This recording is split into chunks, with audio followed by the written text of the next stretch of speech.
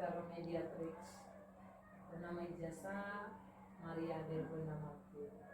Saya ditugaskan di sini oleh Ordo sebagai kepala sekolah di SD Manyamas.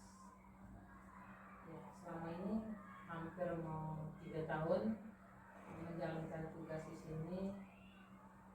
Ya, mudah-mudahan tetap betah lah. Ya.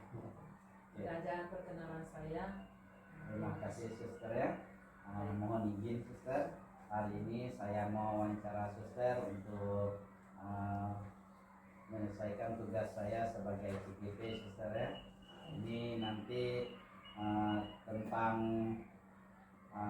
kasus dilema etika dengan kedudukan moral. Di sini saya akan mengajukan beberapa pertanyaan. Suster bisa menjawab. Jadi pengalaman buat saya juga nantinya Suster ya. Langsung saja Suster ya. Untuk pertanyaan pertama di sini, selama ini bagaimana Suster dapat mengidentifikasi kasus yang merupakan dilema etika atau kedudukan moral di sekolah Manyamas ini? Pengalaman mungkin sejak tahun pertama saya masuk di sini, biasanya saya mengamati dulu, setelah menghadapi kasus. Yang pertama pasti yang saya lakukan adalah bagaimana bisa mengidentifikasi kasus dulu.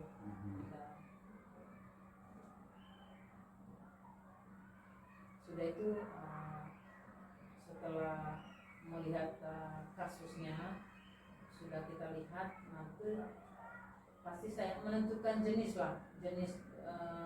dilema yang sedang dihadapi anak. Sudah itu biasanya wawancara singkat dengan anak itu supaya kita bisa mengumpulkan fakta yang terjadi. Saja Suster ya.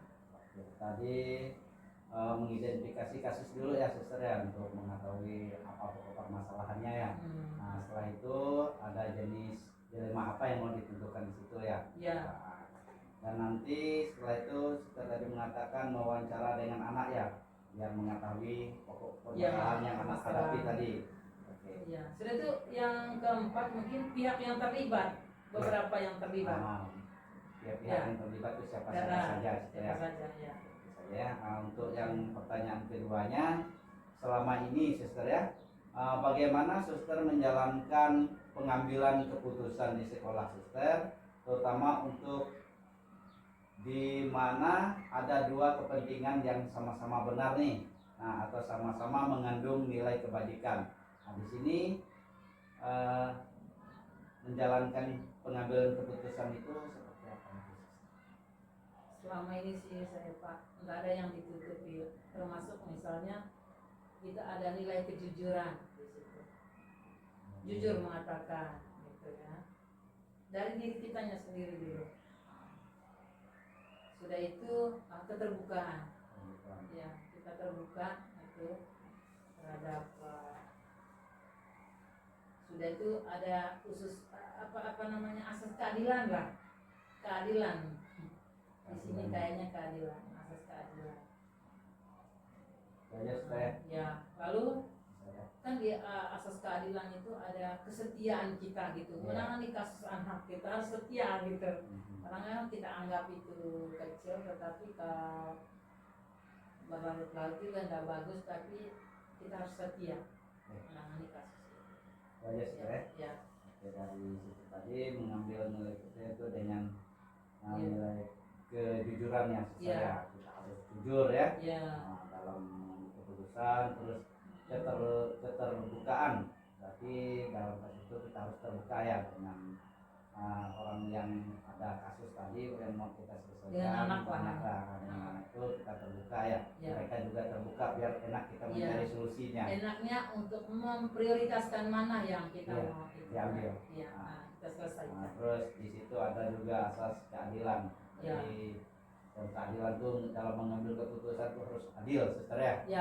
Jadi tidak ada yang dirugikan. Tidak ada yang dirugikan dalam hal ini.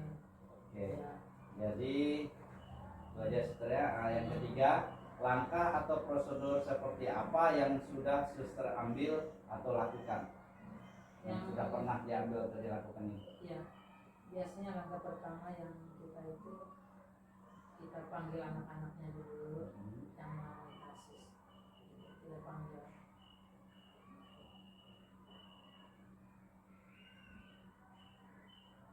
Guru kelasnya juga dipanggil. Ya.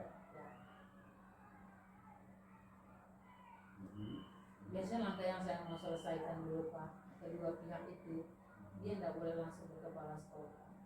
Saya kepingin guru itu menyelesaikan dulu kasusnya, secara itu sudah itu komunikasi dengan orang tuanya. Itu kedua, itu langkah pertama itu guru kelas menyelesaikan kasusnya dengan anak yang bersangkutan. Ya, dua pihak dulu. Itu aja suster ya? Ya. Ya, jadi tadi dalam apa? Iya. Prosedurnya itu jadi wali kelas dulu ya suster ya. Wali kelas dulu dengan apa anak itu dengan orang tuanya, jadi komunikasi. Orang tua kemudian setelah kalau itu bisa diselesaikan dengan guru dengan anak. Nah, jadi tidak perlu sampai ya, orang tidak tuanya. perlu sampaikan ke orang tua. Jadi, kalau kasusnya tidak bisa diselesaikan oleh guru dengan anak itu, dia panggil kepala sekolah. Ya, kepala sekolah tidak bisa menyelesaikan lagi, panggil orang tuanya. Situ komunikasi ya. Biar tahu titik terangnya. Di situ ada tanggung jawab sebagai guru kelas. Sebagai guru dia harus bertanggung jawab bagaimana mengatasi masalah. Dia tidak bisa baru ke kepala sekolah. Kepala sekolah tidak bisa kita kumpulkan orang tuanya untuk menemukan kasus ini, permasalahannya, menyelesaikan. Iya. Ya. Berarti sekarang kita yang suster ya. Hal apa saja yang selama ini suster anggap efektif dalam mengambil keputusan pada kasus di rumah TK yang efektif yang kira-kira? Komunikasi timbal balik. Timbal balik itu gimana? Itu kita mengadakan komunikasi dengan orang tua. Orang tua juga harus istilahnya rela gitu ketika dipanggil, jangan sampai masa bodoh dengan kasus ini. Gitu. Berarti komunikasi yang paling efektif itu yang pertama. Komunikasi timbal balik yang kita lakukan terhadap orang tua dengan guru. Jadi di tempat ini ya, komunikasi ya. Komunikasi paling penting. Komunikasi antar sekolah ya, dan orang tua. Ya, permasalahan itu bisa terselesaikan. Iya, karena kadang orang nyalakan gitu, gurunya aja komunikasi dengan kita, gitu iya. kan? Kepala sekolah juga udah nyampaikan gitu dengan kita. Jadi gitu komunikasi paling penting untuk menjalin hubungan baik itu timbal balik antara orang tua dan kita. Nah, sekarang kita lanjut yang kelima. Ya, baik. Di sini hal apa saja yang sama ini merupakan tantangan tantangan dalam pengambilan keputusan dari kasus dilema etika nih. Konsekuensi. Tantangan pertama konsekuensi. Kalau kita jujur bagaimana konsekuensinya? Sudah itu kalau kita tidak setia, kalau kita setia, konsekuensinya apa? Kalau ngambil kita ini mengadilkan karena dua masalah yang sama, konsekuensinya apa? Harus berani, tantangannya itu harus berani mengambil keputusan dengan konsekuensinya. Pasti ada yang disalahkan atau kita dibenarkan. Berarti di pertanyaan kelima ini harus ada konsekuensi ya. Konsekuensi dari kita nih berani mengambil keputusan. Itu dengan asas keadilan, kejujuran, dan kesetiaan. Dan juga keterbukaan. Iya. Oke. Berarti sekarang kita masuk pertanyaan ke-6 suster ya. Dan ini apakah suster memiliki sebuah tata cara atau jadwal tertentu dalam sebuah penyelesaian kasus di rumah etika? Terus atau apakah suster langsung menyelesaikan di tempat itu saja ataukah bentuk prosedur seperti apa yang suster jalankan? Ya, yang biasa dijalankan selama ini pertama saya kan belum tahu nih kasus-kasus yang terjadi di sini. Setelah saya paham, mengalami, pertamanya tidak terjadwal tuh, gitu. Dengan majunya gitu perkembangan dengan kasus-kasus yang kita temukan, setelah dari tidak terjadwal menjadi terjadwal supaya lebih intens membimbing anak itu dengan kasus-kasus seperti itu gitu. Jadi pertamanya tidak terjadwal, setelah itu kita terjadwal setelah mengetahui kejadian-kejadian yang sangat rumit ini harus terjadwal supaya mengurangi kata orang gitu kan. Kalau kita terjadwal semakin mengurangi. Pertamanya ya pasti tidak ada gitu. Oke, berarti pada awalnya baru datang di sini penyesuaian dulu sesuai Ya, penyesuaian. Setelah penyesuaian terus mengamati kondisinya. kondisi daerah sini. Ya. Nah, terus ada beberapa masalah nanti mungkin udah bisa terjadwal untuk menyelesaikan Nah, sesuai. pertamanya kan kita selesaikan tadi kan dengan guru kelas sama dengan anak. Iya. Orang tua, kepala sekolah, sudah itu orang tua. Tapi ketika ini masalahnya sering terjadi, jadi kita harus intens ini, iya. Buatlah terjadwal bimbingan. Tidak terjadwal Ya. sesuai. Nah, untuk itu kita lanjut yang ketiga suster ya. Apakah seseorang atau faktor apa yang selama ini mempermudah atau membantu suster dalam pengambilan keputusan dalam kasus dilema etika ini yang membantu? Ya, yang mempermudah? pasti ada. Ya. Yang pertama itu guru kelas. Guru kelas ya. Ya. Dia harus membuat catatan anekdotnya, buku kasus. Ya. Gitu. Setelah buku kasusnya diselesaikan itu dia punya ada, silakan kalau misalnya mau menemukan masalah atau tentang etika ini harus dicatat lalu dinyelesaikan. Kalau tidak bisa menyelesaikan, ada guru bimbingan konseling sekarang. Ya. Kita siapkan, ya, siapkan guru bimbingan konseling. Ada kepala sekolah di situ kerjasama, gitu. Nanti dibuatkan tim sekarang Pak, gitu dilanjutkan, ya, dibuatkan tim secara rencananya itu di perencanaan. Dari kasus yang saya bilang tadi yang saya itu lihat, kita buat tim, gitu, buat tim kerja pada orang. Tim kerja untuk bimbingan konseling anak-anak. Ya. Selama ini kan ya spontan aja dengan guru dengan anak kasus. Sudah itu sama kepala sekolah. Kepala sekolah tidak itu kita ketemukan orang tuanya selesaikan kasus.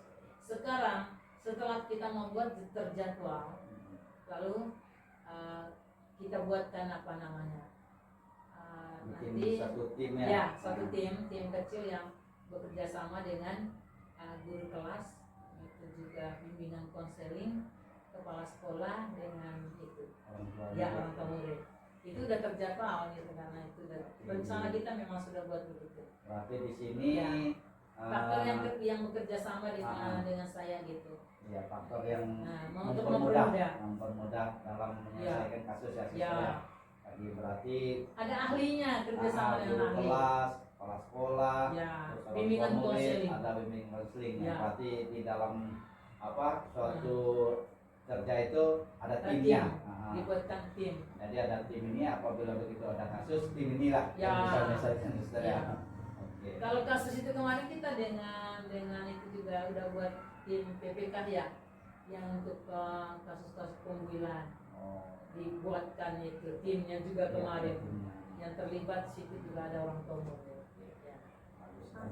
Ya. Baik, untuk itu kita lanjut ke 8 suster ya. Ya, baik. Yang ke-8 ini dari semua hal yang telah disampaikan. Nah, pembelajaran apa yang dapat suster petik dari pengalaman suster mengambil keputusan dilema etika ini? Pengalaman apa yang dapat dipetik? Saya sih meringkasnya semuanya ya. Kita harus di situ buat evaluasi. Evaluasi penting. Nilai apa yang mau kita evaluasi di sini itu? Sebagai seorang guru, pasti saya harus berani mengambil keputusan. Itu yang pertama. Ya, evaluasi apakah selama ini saya sudah berani mengambil keputusan? Ya. Gitu. Apakah selalu yang terakhir ini memang banyak menekankan evaluasi. Apakah saya dalam mengambil keputusan selama ini tentang keputusan etika ini ada nilai kejujurannya enggak? Ya. Gitu. Yang terakhir ini banyak evaluasi. Gitu. Adakah di dalam saya mengambil keputusan tentang etika ini ada kejujuran enggak? Ada enggak keterbukaan? Jadi ketika 4 hal ini yang saya bilang kejujuran, etika, kejujuran, sudah itu di situ keadilan, usus keadilan, keterbukaan ada nggak di situ. Iya. Jadi kesetiaan dalam tugas ini. Kalau ada kita perbaiki tingkatkan, kalau belum ya pasti kita harus mengevaluasi.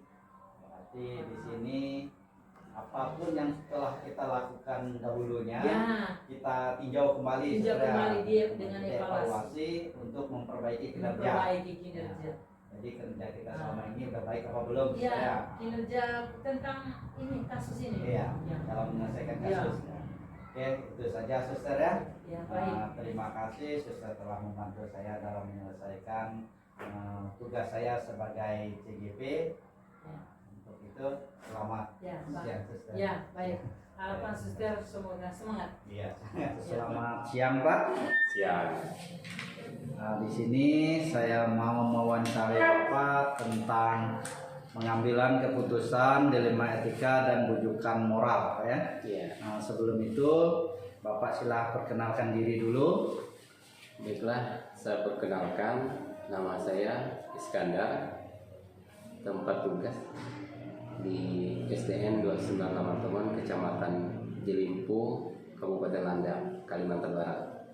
Ya, nah, di sini saya akan wawancara Bapak tentang pengambilan keputusan dilema etika dan bujukan moral, Pak ya. Iya. Nah, untuk pertanyaan pertama di sini, bagaimana Bapak mengidentifikasi kasus-kasus yang merupakan dilema etika atau bujukan moral yang ada di sekolah Bapak? Baiklah, kalau menurut saya ya, kalau di sekolah saya, yang pertama itu kita mempelajari dan menyimpulkan kasus yang terjadi. Nah, selanjutnya kesimpulan itu dapat digunakan sebagai bahan untuk menindaklanjuti pengambilan keputusan baik yang berkaitan dengan dilema etika maupun rujukan moral. Nah, kira-kira seperti itu. Oke, jadi di sini Bapak dalam mengidentifikasi berarti harus mempelajari kasusnya dulu, Pak ya. Iya, iya. Nah, setelah kasusnya dipahami, udah diketahui pokok persoalan, barulah kita menggunakan strategi yang bagaimana untuk menyelesaikannya, Pak ya. Iya. Nah, terus yang kedua, Pak ya, Iya. selama ini bagaimana Bapak menjalankan pengambilan keputusan di sekolah Bapak, terutama untuk kasus di mana ada dua kepentingan yang sama-sama benar nih Pak ya, Iya. atau sama-sama mengandung nilai kebajikan. Nah, ini macam mana, Pak? Baiklah, kalau untuk pengambilan keputusannya, yang pertama itu berpikir berbasis hasil akhir ya. Nah, jadi kita lihat dulu permasalahannya, mana yang lebih diutamakan antara etika tadi ya, Ya, etika moral. etika atau bujukan moral. Nah, bukan moral. Jadi kita kenali dulu mana yang lebih diutamakan. Nah, itu salah satunya. Yang kedua itu berorientasi pada aturan yang benar. Nah, jadi kita sesuaikan dengan aturan yang ada, mana yang bisa kita selesaikan terlebih dahulu. Terus yang berikutnya mengutamakan rasa peduli. Nah, jadi dari permasalahan tadi, jadi kita lihat dulu mana etika dengan etika moralnya tadi yang lebih diutamakannya. Kira-kira seperti itu. Oke, jadi berpikir hasil akhir Pak ya. Iya. Dari nanti setelah mengambil keputusan itu hasil akhirnya macam mana, dan terus orientasi dengan permasalahan itu, mengetahui untuk permasalahan itu apa saja, dan rasa peduli Pak ya. Iya. Jadi di dalam situ harus ada rasa peduli untuk menyelesaikannya. Terus yang ketiga Pak ya, Iya. langkah atau prosedur seperti apa yang bisa Bapak ambil atau lakukan selama ini, yang selama ini Bapak ambil? Baiklah, sini ada beberapa ya langkah-langkahnya. Yang pertama itu kita harus mengidentifikasi masalah. Jadi masalah itu kita identifikasi dulu. Nah, setelah mengidentifikasi masalahnya, lalu yang kedua pihak terkait. Nah, misalnya tadi siapa-siapa yang perlu kita identifikasi tadi ya. Lalu identifikasi fakta. Nah, fakta misalnya terjadi di sekolahan misalnya kan. Nah, jadi kita faktanya apa, lalu identifikasi pilihannya, nah penyelesaiannya nanti ya. Lalu yang berikutnya itu identifikasi konsekuensi. Jadi misalnya dari permasalahan tadi konsekuensinya apa. Yang berikutnya tindakan yang tepat. Nah, kira-kira seperti itu. Jadi di sini Bapak bisa mengidentifikasi masalah dulu Pak ya. Iya. Mencari tahu apa pokok permasalahannya, terus pihak-pihak yang terkait siapa saja, sesuai dengan fakta Pak ya. Iya. Terus pilihan-pilihan yang mau diambil itu seperti apa, Iya. terus konsekuensinya apa dalam pengambilan keputusan dan tindakan yang akan dilakukan Pak ya. Jadi semua itu sudah dilakukan untuk mengetahui atau mengambil keputusan. Oke, sekarang kita lanjut yang keempat Pak ya. Pertanyaan yang keempat yaitu hal apa saja yang selama ini Bapak anggap efektif, yang efektif Pak ya dalam mengambil keputusan pada kasus dilema etika, yang efektif, yang kira-kira sesuai gitu. Yang salah satu yang saya ambil yaitu berkomunikasi.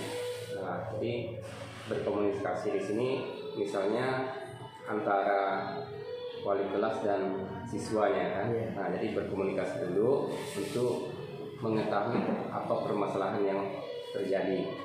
Nah, dalam berkomunikasi itu kita mengutamakan rasa peduli ya. Nah, jadi rasa peduli dengan siswa yang bermasalah tadi.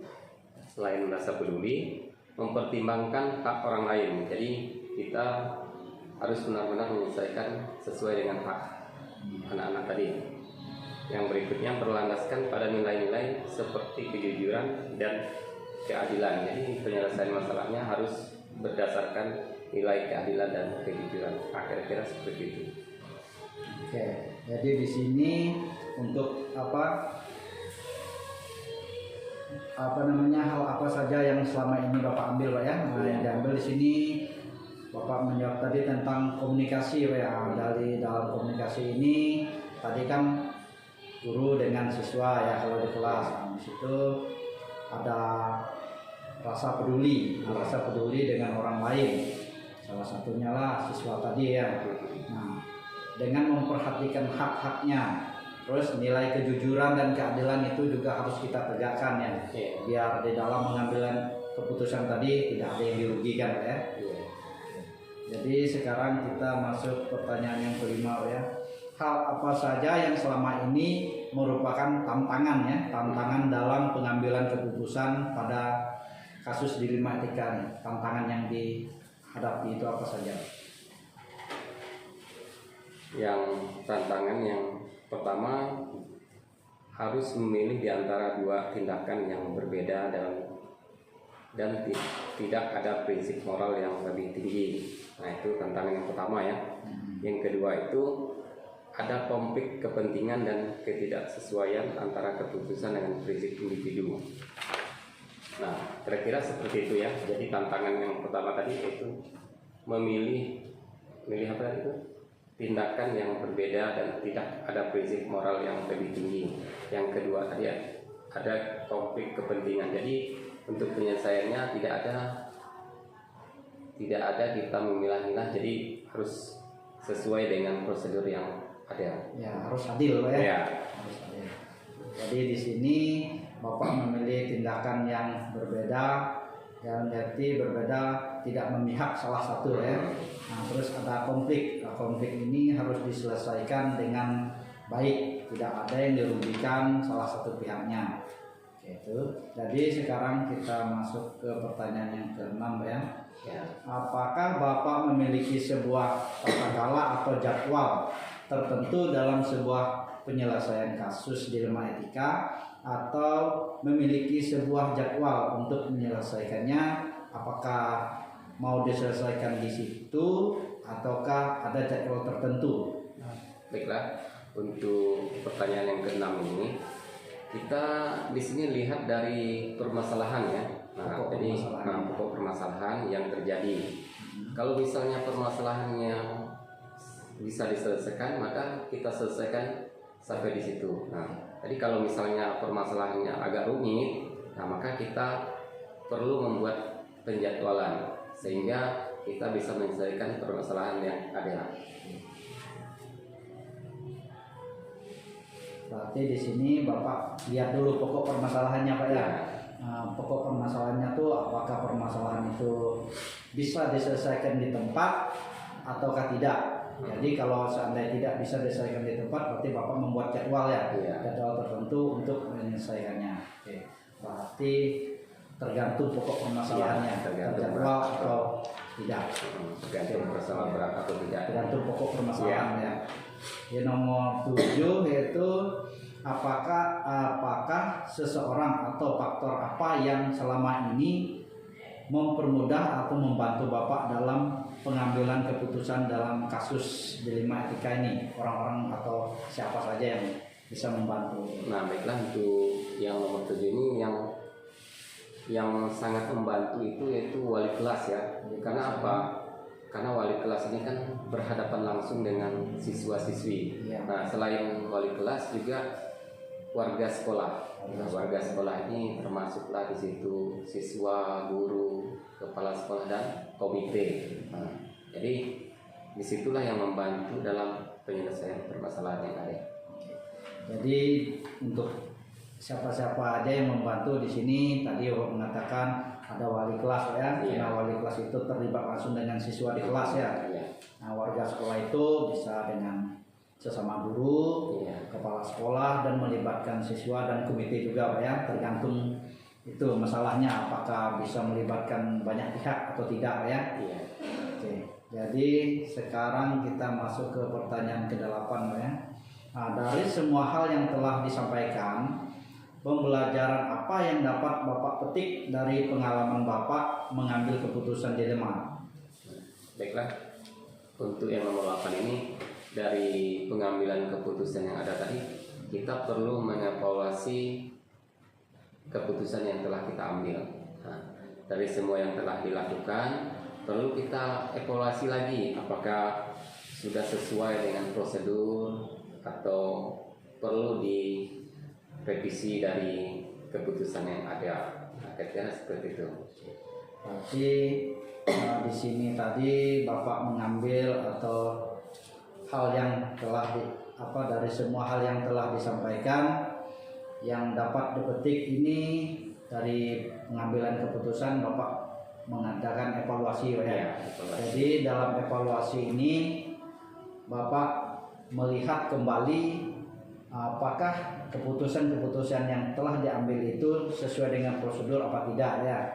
Nah, kalau masih kurang atau tidak memenuhi prosedur, mungkin akan melakukan revisi atau perbaikan Pak ya. Oke. Jadi hasil wawancara kita pada hari ini cukup sampai di sini Pak ya. Nah, terima kasih Bapak sudah membantu saya dalam menyelesaikan tugas saya sebagai CGP Pak ya, untuk mewawancarai kepala sekolah. Oke. Selamat siang Pak.